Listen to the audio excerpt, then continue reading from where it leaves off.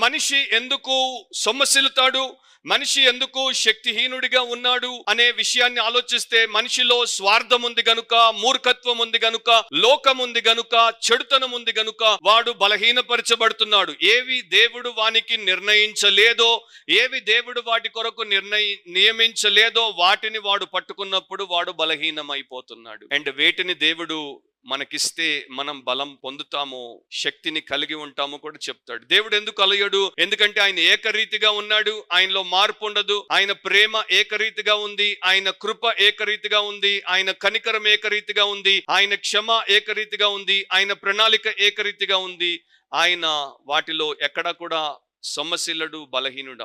మనము మన గురించి ఆలోచిద్దాం ఒకసారి. ఇది విశ్వాసులకే చెప్తున్నాడు గనుక మనము ఏ విషయాల్లో బలహీనులంగా ఉన్నాం, శక్తిహీనులంగా ఉన్నాం, సొమ్మసిల్లే వారంగా ఉన్నాం ఆలోచించండి. చాలా మంది they are weak in worshipping God. దేవుణ్ణి ఆరాధించే విషయంలో వారు బలహీనులు. ఎక్కువసేపు దేవుణ్ణి ఆరాధించలేరు. కొందరైతే వారానికి ఒక్కసారి కూడా ఆరాధించలేరు. సండే దేవుడితో సంఘము కలిసి వచ్చినప్పుడు వచ్చి ఆరాధించడానికి కొందరికి చేత కాదు. ఒకప్పుడు భక్తులు ప్రతిరోజు ఆరాధించేవారు, ప్రతి పూట ఆరాధించేవారు, రోజుకి 3 పూటలు ఆరాధించేవారు, 3 పూటలు భోజనం చేసేవారు గనుక 3 పూటలు దేవుణ్ణి స్తుతించేవారు, 3 పూటలు దేవుణ్ణి జ్ఞాపకం చేసుకునేవారు.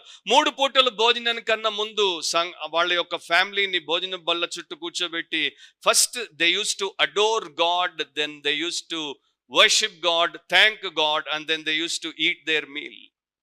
ఈ రోజున వారానికి ఒక్కసారి కూడా కాదు.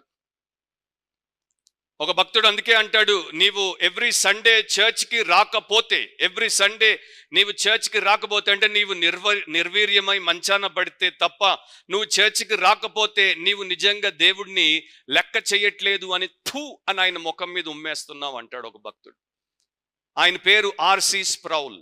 ఆయన ఒక పెద్ద theologian and philosopher, world renowned Christian scholar. RC Sproul అంటాడు, if you do not come to church every Sunday, you are saying God you are not worthy and I spit on your face. ఎందుకంటే మనకు ఏది విలువైందో, ఏది ముఖ్యమో దాని దగ్గరికి మనం తప్పకుండా పోతాం. మీరు ఒక ప్రభుత్వ ఉద్యోగి అయితే మీ బాస్ మీకు ఒక టైం పెట్టి అక్కడ నువ్వు నన్ను కలుసుకోవాలంటే సచ్చినా లేసొస్తారు. పక్షవాతం వచ్చిన పిల్లలకు చెప్తారు, మోసుకొని పోండిరా, బాస్ వస్తాడు. అది సిగ్గుకరం కాదా? సిగ్గుకరమే.